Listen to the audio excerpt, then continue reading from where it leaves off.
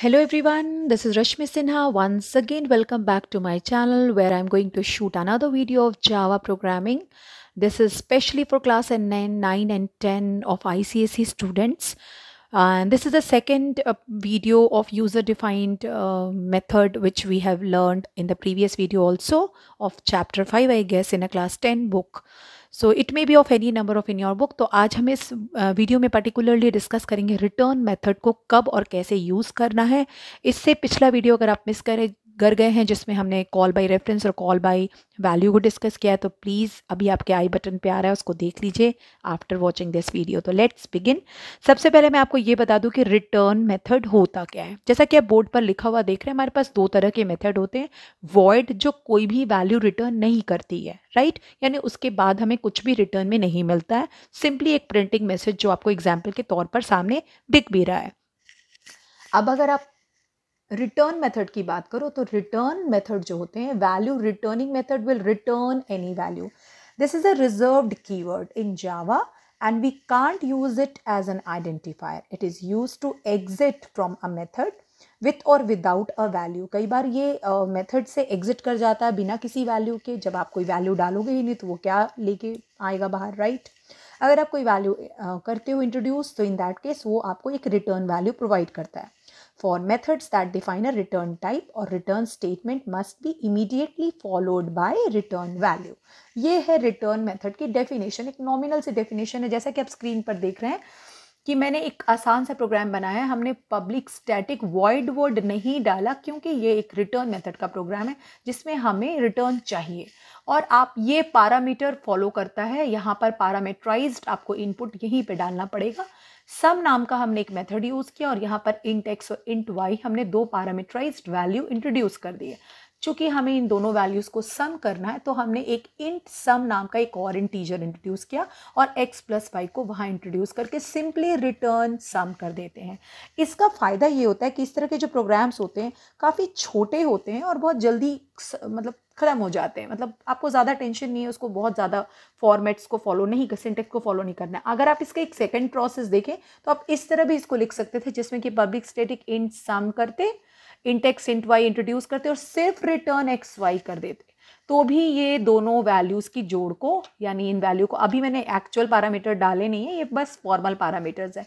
मैं आपको भी कंप्लीट प्रोग्राम दिखाऊंगी जिसमें हम एक एक्चुअल पैरामीटर भी डालेंगे और फॉर्मल पैरामीटर भी डालेंगे और बदल बदल के डालेंगे. कभी डबल की डालेंगे, कभी इंटीजर की डालेंगे, तो आप देख पाएंगे कि वो कैसे वैल्यूज़ हमें रिटर्न करता है. तो चलिए एक प्रोग्राम इस पर देखते हैं. ओके, सो लेट्स सी कि हमने एक प्रोग्राम लिख लिया है.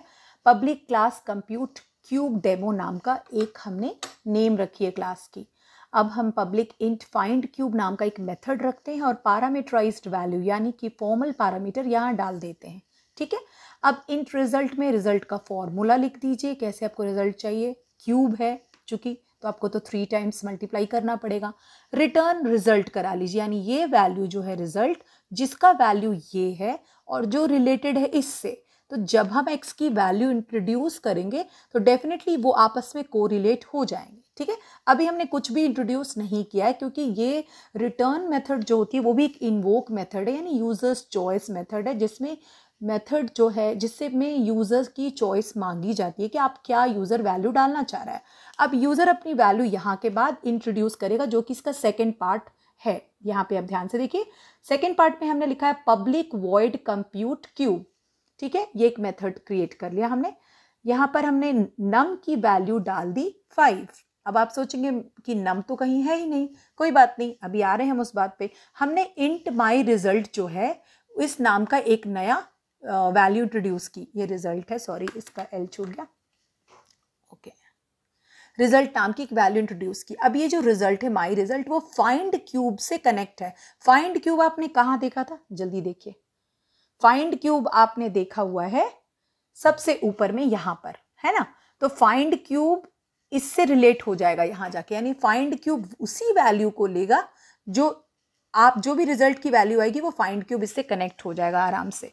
आप देख सकते हैं कि फाइंड क्यूब के अंदर ऑलरेडी x इंट्रोड्यूस है, तो x किसकी वैल्यू एक्सेप्ट कर लेगा, लोकल पैरामीटर जो कि हमारा 5 है. फिर से ध्यान से सुनिए, जो हमारा लोकल पैरामीटर है, जो कि हमारा एक्चुअल पैरामीटर जो आप डाल रहे हो, नाम आपने उसका भले ही नम रखा, क्योंकि आप एक्स रखते तो वो रिजेंबल हो जाता, लेकिन इसकी वैल्यू मैं दिखा रही हूँ कि इसकी वैल्यू ऑटोमेटिक इसमें चली जाएगी, क्योंकि यहाँ हमने क्लास नेम, जो हमने नाम जो रखा हुआ था अपने मेथड का, वो इसके साथ रिलेट कर दिया है। ठीक है, अब आपको system.out.println में cube of num is my result बताना है। तो आपका माई रिजल्ट जो है क्यूब जो है वो कितना आ जाएगा, ये ऑटोमेटिक सॉल्व हो जाएगा। यहाँ 5 जो है वो आपका 5 × 5 × 5 बोलकर आपका ऑटोमेटिकली आंसर आ जाएगा। इस तरह से रिटर्न मेथड जो है वो काम करती है। इसका फ़ायदा ये होता है कि आप एक बार इसकी फॉर्मेट बना लो और जितनी मर्जी उतनी बार यूज़र्स चॉइस डालते जाओ। मेरा मन होगा तो मैं एक और बॉडी क्रिएट कर लूँगी जिसमें मैं चाहूँ तो डबल वैल्यू इंट्रोड्यूस कर दूँ, है ना। यहाँ पे मैं डबल नम डाल दूँ, सपोज कीजिए num1 डाल दूँ, डबल num1 फिर 2.5 डाल दूँ और यही प्रोग्राम फिर से चला दो, तो ये फिर 2.5 के साथ कैलकुलेट कर लेगा। तो ये इसका बेस्ट पार्ट होता है। अभी एक और प्रोग्राम देखते हैं हम। ओके, देखिए ये सेकंड प्रोग्राम है, बहुत ही प्यारा सा छोटा सा प्रोग्राम है। इस बार मैंने प्रोग्राम के क्लास का नाम बस ABC रख दिया और मैंने फॉर्मल पैरामीटर A और B इंट्रोड्यूस कर दिए। ठीक है, रिटर्न AB ये आपने अभी थोड़ी देर पहले सीख लिया था। यहाँ के बाद अब आप मुझे बोलेंगे मिस आपने यहाँ पे वॉइड वर्ड डाल दिया, अब तो ये रिटर्न वैल्यू नहीं दे पाएगा। ऐसा नहीं होगा, क्योंकि हम लोकल पैरामीटर्स में अपने चेंजेस कर सकते हैं, बट हम फॉर्मल पैरामीटर में रिटर्न मेथड में नहीं कर सकते हैं। तो इन दिस केस यहाँ पर हम x की वैल्यू, x कहीं भी नहीं है प्रोग्राम में, अब हम इनिशियल कर रहे हैं x2 और y3, जिसको C में सम करके देना है। तो डेफिनेटली x जो है वो सब, जब आप इसमें सम वैल्यू डालोगे, सम जो आपने यहाँ लिख दिया वो ऑटोमेटिक इस सम को रीड कर लेगा। ठीक है, इस सम को वो ऑटोमेटिक रीड कर लेगा। देखिए जो आप सम वैल्यू डाल रहे हो ना, ये वाली नीचे वाली सम, इससे ये इस सम को रिलेट कर लेता है और ऑटोमेटिक जो आपने x की वैल्यू 2 रखी है वो इसके फॉर्मल पैरामीटर में चली जाएगी, जो कि A और B है। यानी A और B ऑटोमेटिक क्या बन जाएंगे, 2 और 3, क्योंकि सम के अंदर ही वो दोनों फॉर्मल पैरामीटर्स थे और आप नीचे उनको एक्चुअल पैरामीटर्स में यूज़ कर रहे हो। और यहाँ पर आपका वैल्यू जो C है वो ये ही वैल्यू A + B जो कि x + y करके सॉल्व करके आपको 5 दे देगा, यानी इसका आउटपुट आपको 5 आ जाएगा। उम्मीद है आप समझ पा रहे होंगे। कोई कन्फ्यूजन हो सकती है क्योंकि कोई भी नई चीज़ सीखने में हमें थोड़ा वक्त तो लग ही जाता है, कैन अंडरस्टैंड। चलिए मैं आपको एक और प्रोग्राम दिखा देती हूँ। अब मान लीजिए कि एक प्रोग्राम हम लिखते हैं ऐड नाम का, जो अभी जस्ट हमने किया भी है कि हमने 2 पैरामीटर्स डाले और A + B रिटर्न मांगी। अब मान लीजिए यूज़र का मूड बदल जाए और वो एक और वैल्यू इंट्रोड्यूस कर दे जिसमें उसको 3 बार एडिशन करना है। 3 पैरामीटर्स उसके हैं, 3 वैल्यू इनिशियल करनी है, तो उसने 3 वैल्यू इंट्रोड्यूस कर दी, फिर उसकी रिटर्न मांग लेगा वो, कोई प्रॉब्लम नहीं है, 3 कर लो आप, हो गई 3 वैल्यू इंट्रोड्यूस। ठीक है, लाइक दिस। तो ये 3 वैल्यू इंट्रोड्यूस कर ली उसने। अब अगर उसको 4 भी चाहिए तो वो फिर से एक ऐसी ही एक बॉडी क्रिएट कर लेगा जिसमें कि वो फिर से यहाँ पर एक और वैल्यू इंट्रोड्यूस कर सकता है, लाइक दिस। ठीक है, यहाँ पर मान लीजिए C के बाद वो एक इंट D भी ले लेता है, कोई दिक्कत नहीं, यहाँ पर आप एक D भी डाल दो। क्या होगा जब आप लोकल वेरिएबल्स डालना शुरू करोगे, यानी नई वैल्यू डालना शुरू करोगे, तो उसमें आपने अगर XY लिया, ठीक है, और अगर XY लेकर उसकी वैल्यू आपने X की वैल्यू 5 और Y की वैल्यू 2 डाली, तो वो कहाँ जाके सर्च करेगा इसको, यहाँ सर्च करेगा, क्योंकि यहाँ उसको 2 पैरामीटर्स मिल रहे हैं। लेकिन अगर आपने 3 वैल्यू ले ली, x की 7, y की 3 और समझो x और y तो z की ले ली सपोज 4, तो ये 3 वैल्यू 3 पैरामीटर वाला कोई पार्ट ही नहीं है हमारे प्रोग्राम में, तो इस सिचुएशन में कोई आउटपुट नहीं आएगी, वो इनवैलिड हो जाएगी। लेकिन अगर आप 4 वैल्यू इंट्रोड्यूस कर दो, ठीक है, मान लो यहाँ पर एक C भी डाल दिया आपने, जिसकी वैल्यू आपने 9 रख दी, 7 रख दी, चलो, तो फिर वो इसको जाके रिलेट कर लेगा। इस तरह से फ़ायदा होता है रिटर्न मेथड में। रिटर्न मेथड का फ़ायदा सबसे ज़्यादा ये है कि आप आराम से जो है वो अपनी जितनी बार चाहें उतनी बार वैल्यूज़ को इंट्रोड्यूस कर सकते हैं, चाहे आपके 2 पैरामीटर हों, चाहे आपके 3 हों, चाहे 4 हों, चाहे 5 हों, चाहे डबल का हो या इंट का हो। तो रिटर्न मेथड में हम जितनी मर्जी उतनी लोकल पैरामीटर्स यूज़ करके उतनी बार आउटपुट निकाल सकते हैं। ठीक है। एक लास्ट प्रोग्राम और देख लीजिए जिसमें मैं आपको ये बता देती हूँ कि जब आप पब्लिक स्टैटिक वॉइड मीन करके लोकल पैरामीटर डालोगे तो आपको न्यू ऑब्जेक्ट क्रिएट करना है। इससे पिछले प्रोग्राम में मैंने वो न्यू ऑब्जेक्ट वाली लाइन मिस की थी, तो आप वो मिस मत करना। चलो देखते हैं वो लास्ट प्रोग्राम। अभी मैंने लोकल पैरामीटर्स नहीं लिखा है, सिर्फ मैंने लिखा है फॉर्मल पैरामीटर वाला पार्ट। तो मेरा पब्लिक क्लास ऐड नाम का एक प्रोग्राम शुरू हुआ और पब्लिक इंट ऐड, यहाँ पे पब्लिक जो है वो ऑप्शनल होती है, लिखो अथवा नहीं लिखो चलेगा।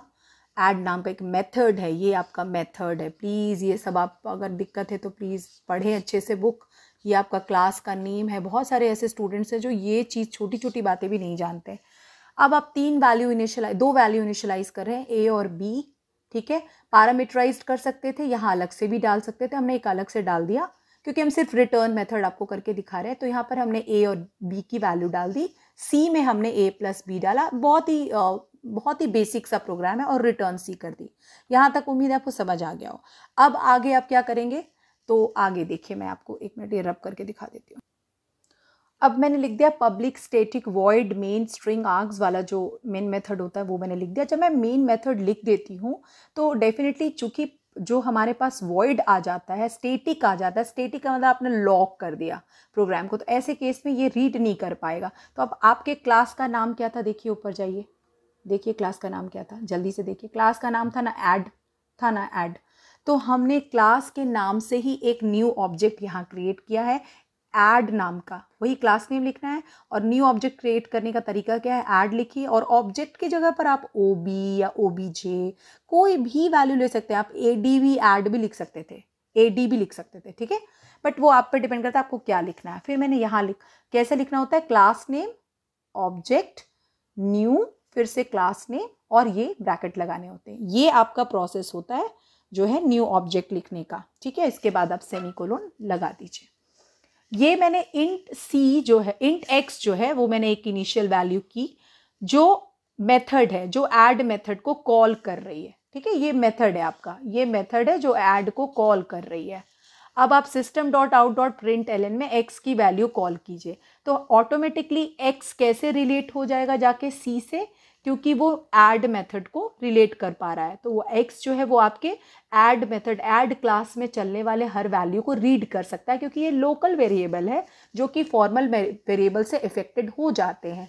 तो इसलिए यहाँ पर x की वैल्यू c से रिलेट होगी और ये एडिशन करके वो आपको आउटपुट देगा 300। उम्मीद है आपको अच्छी तरह समझ आ गया होगा। मेरी पूरी कोशिश रहती है कि मैं जब भी पढ़ाऊँ तो इस तरह से एक्सप्लेन करूँ कि आपको वो चीज़ समझ आ जाए अच्छी तरह से। तो रिटर्न मेथड को अच्छी तरह प्रैक्टिस कर लीजिएगा। इसके काफ़ी सारे प्रोग्राम ज़रूर आते हैं एग्ज़ाम में।